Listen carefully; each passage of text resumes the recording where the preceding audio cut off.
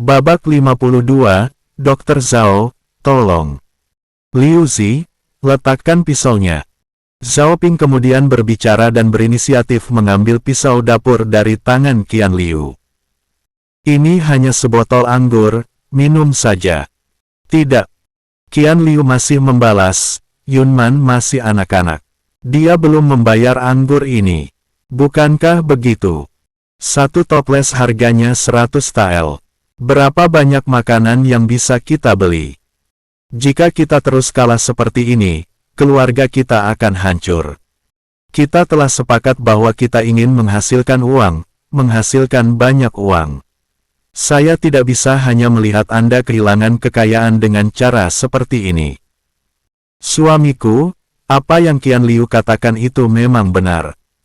Wen Hui juga mengulangi, saya tidak tahu Anda ingin membeli biji gabu bertunas milik penduduk desa sebelumnya, jadi saya membiarkan semua orang minum. Karena uang kita memiliki kegunaan lain, kita tidak dapat lagi meminum anggur ini. Yunman lebih lugas dan berlutut di depan Zhao Ping dengan keras. Dia menamparkan dirinya sendiri dan meminta maaf, Guru, maaf, saya tidak menghitung biaya itu. Aku tidak akan meminum anggur ini lagi jika itu membunuhku. Kamu yakin? Zhao Ping bertanya sambil tersenyum. Tentu. Yunman mengangguk dengan liar. Zhao Ping berkata kepada Xia Kuan lagi, Kuanzi, kamu telah menghentikanku sebelumnya dan menolak mengizinkanku mengumpulkan biji-bijian yang bertunas dari penduduk desa. Kamu mengira aku hanya akan membuang-buang uang. Bagaimana jika aku berencana menggunakannya untuk membuat anggur? Tidak, bahkan ini pun tidak mungkin. Xia Kuan berkata dengan berani, sudah kubilang sebelumnya bahwa pembuatan anggur harus ada dokumen resmi. Dokumen resmi, menurutmu ini apa? Zhao Ping menyerahkan dokumen resmi di tangannya. Xia Kuan melihatnya sekilas beberapa kali tetapi tidak mengerti. Dia hanyalah seorang pemburu, mampu menulis namanya sendiri sudah dianggap suatu berkah, dan dia hanya mengetahui sedikit karakter huruf lain. Dia hanya bisa berkata dengan wajah memerah, Saudara Ping, saya tidak bisa membaca. Wen Hui, bantu dia membacanya. Zhao Ping memerintahkan Wen Hui. Wen Hui juga sangat penasaran, jadi dia mengambilnya dan membacanya dengan lantang. Ada seorang raja abadi di Laut Cina Timur, bernama Penglai. Dia dapat membuat anggur abadi dan memberkati semua orang. Dia secara khusus diizinkan untuk membuat anggur dan memproduksi ribuan toples setiap tahun. Bagian belakangnya juga dicap dengan stempel resmi Hakim Daerah Kabupaten dan stempel pribadi Peng Yue Sang Gubernur Provinsi, yang mana merupakan perlindungan ganda. Bisakah kita membuat anggur sekarang?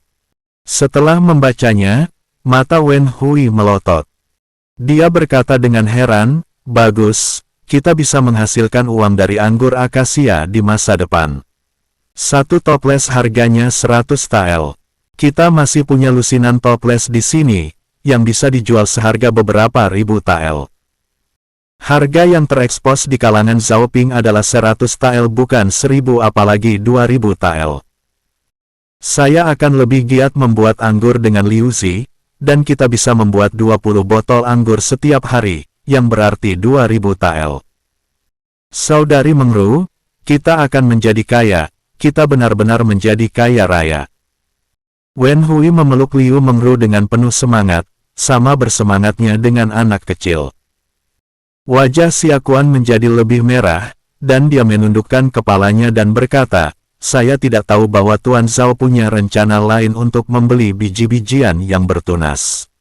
Saya salah paham terhadap Anda, dan saya meminta Anda untuk menghukum saya. Dia yang tidak mengetahui, itu bisa dianggap tidak bersalah.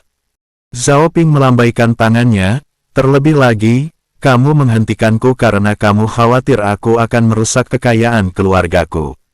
Kamu memiliki niat baik. Masalahnya sudah selesai. Tapi ingat, kamu tidak boleh melanggar perintahku di masa depan, jika tidak kamu akan menjadi seperti Zixue dan kembali ke desa Xia. Ya. Xia Kuan mengangguk dengan hormat. Mereka tidak bisa lagi minum anggur. Sekalipun mereka bisa membuat anggur sendiri, semua orang akan merasakan gigi mereka kesemutan setelah meminum 100 tael anggur akasia. Ditambah dengan halangan dari Qian Liu dan sekarang ditambah dengan Yunman, mereka hanya perlu makan saja.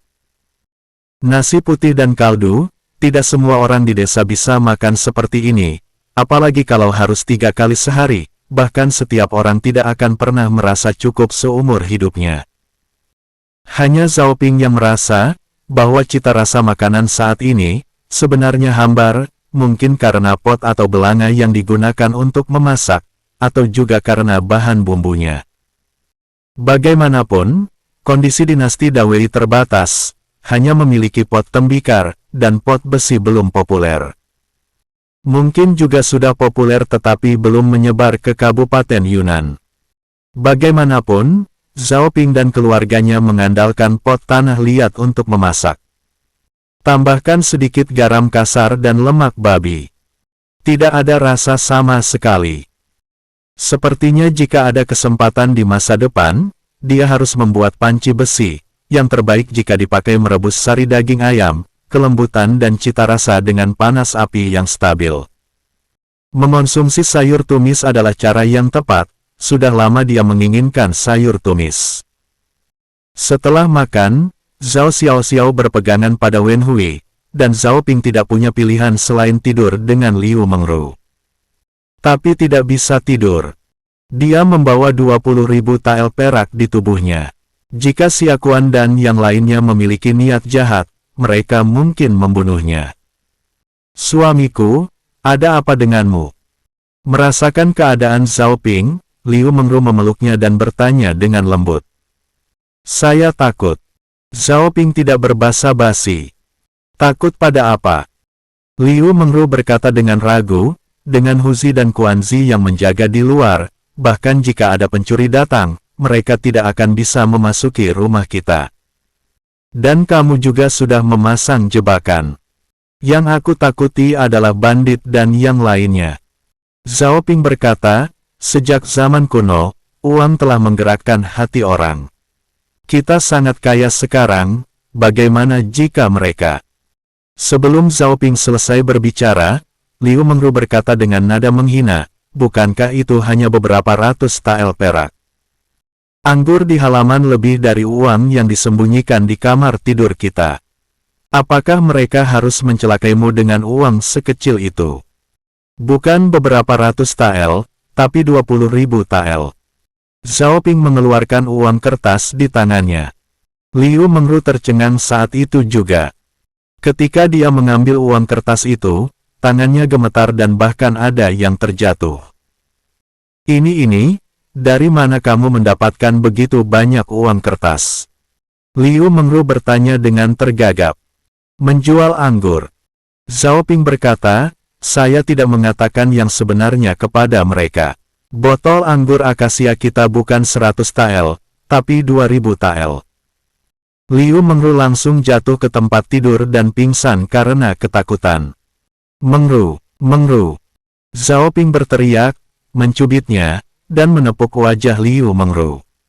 Butuh waktu lama sebelum Liu Mengru bangun dengan santai. Kemudian dia melompat dari tempat tidur dan berlari keluar.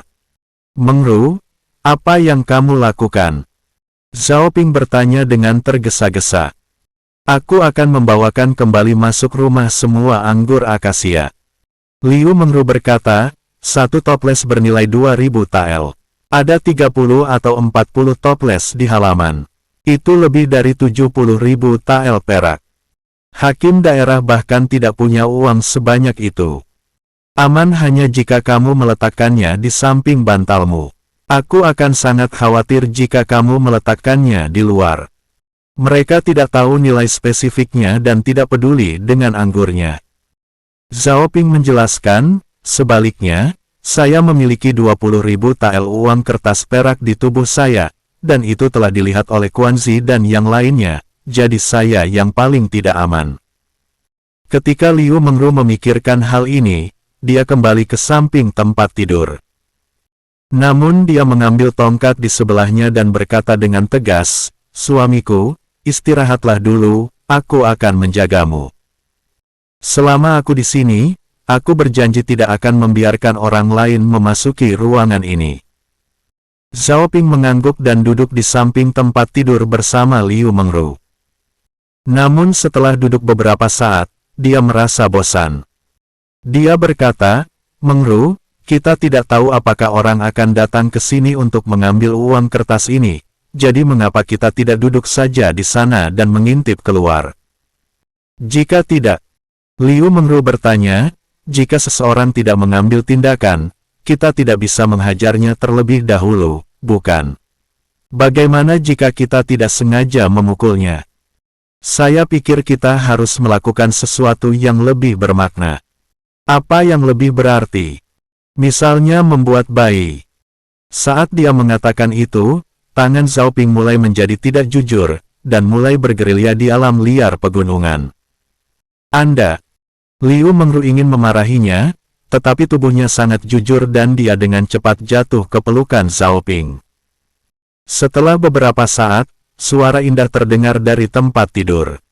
Butuh lebih dari 1 jam untuk berakhir. Lalu keduanya duduk di tepi tempat tidur dan saling menatap. Terlalu membosankan untuk tidak melakukan apapun, dan Zhao Ping mulai bersikap tidak jujur lagi. Hal ini dilakukan berulang kali, 4 kali dalam 1 malam. Meskipun waktu selanjutnya sedikit lebih singkat, itu masih 1 jam, dan total panjangnya bertambah hingga jumlah yang mencengangkan. Bahkan Zhao Ping sendiri pun terkejut. Bagaimana mungkin pemilik asli tubuhnya bisa bertahan begitu lama? Tampaknya karena telah menyesuaikan diri dengan benar dalam tindak lanjutnya. Karena rajin makan ginseng, akar anglika, dan Ganoderma lucidum setiap hari, dan juga berlatih tai chi setiap hari. Pokoknya, dimanapun perannya, harus dilakukan dengan sebenarnya, dan sebaik-baiknya. Tidak hanya pada Mengru tetapi juga pada Wen Hui. Selain itu, Zhao Ping tidak merasa lemas pada kakinya saat bangun di pagi hari, tetapi lebih energik. Saat membuka pintu halaman, dia menemukan bahwa Xia Kuan dan yang lainnya semua ada di sana, dan mereka semua memiliki lingkaran hitam di bawah mata mereka, seolah-olah mereka kurang istirahat. Lalu dia tidak bisa menahan diri untuk tidak bertanya, "Ada apa denganmu? Apakah kamu tidak tidur di malam hari?" "Saudara Ping, tolong beritahu Saudara Kuan. Jika kamu tidak peduli padanya lagi, dia akan menyiksa kami sampai mati." Qian Liu merasa sedih. "Apa yang sedang terjadi?" Zhao Ping bertanya dengan tenang. Xia Kuan menjelaskan, "Saudara Ping, Anda memiliki terlalu banyak uang sekarang. Saya khawatir menjadi sasaran oleh seseorang yang memiliki niat jahat, jadi saya meminta semua orang untuk lebih waspada dan berkeliaran di sekitar rumah Anda. Jika mereka ada waktu luang di siang hari, barulah saya akan membiarkan mereka beristirahat. Saya bertekad yang terbaik." Zhao Ping menepuk pundaknya dan menghela napas lega. Xia Kuan tidak hanya tidak menginginkan uangnya, tetapi dia juga mempertimbangkan keselamatannya. "Itu karena aku menilai hati seorang pria dengan hati seorang penjahat. Tetapi metodenya perlu ditingkatkan," jadi Zhao Ping berkata, "Kuanzi, kalian ada 7 sekarang. Qian Liu ingin fokus membuat anggur. Sisanya, kalian masih ada berenam. Misalnya, Anda dan Xia yang akan berjaga paruh pertama malam, Huzi dan Muyun akan berjaga paruh tengah malam, sedangkan Yunman dan Meng Ge akan berjaga paruh terakhir malam ini. Bukankah ini memastikan setiap orang mempunyai waktu istirahat yang cukup?" "Ya, kenapa aku tidak memikirkan itu?" Xia Kuan menepuk kepalanya dan berkata, "Anda harus belajar menggunakan otak Anda saat melakukan sesuatu." Zhao Ping bercanda sambil tersenyum.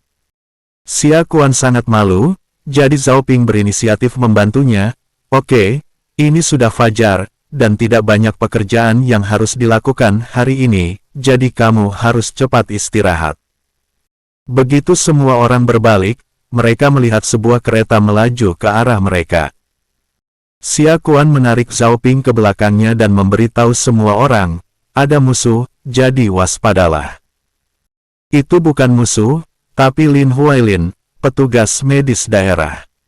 Mata tajam Zhao Ping telah melihat bendera di kereta, dengan tulisan Lin tertulis di atasnya. Pengemudinya adalah pejabat pemerintah berseragam yang sekilas bisa dikenali. Mau tak mau Zhao Ping menjadi sedikit penasaran, apa yang dilakukan lelaki tua ini di desa Siping pagi-pagi sekali. Mungkinkah dia mengalami penyakit yang tidak dapat disembuhkan lagi? Meskipun Xia Kuan dan yang lainnya melonggarkan kewaspadaan mereka, mereka tidak membuang senjata di tangan mereka. Tetap bersiap untuk mengambil tindakan kapan saja. Dalam sekejap mata, kereta tiba di luar gerbang halaman, dan Lin Hua turun dari kereta. Dia menjatuhkan dirinya tepat di depan Zhao Ping, menangis dan memohon, "Dokter ajaib Zhao, tolong aku.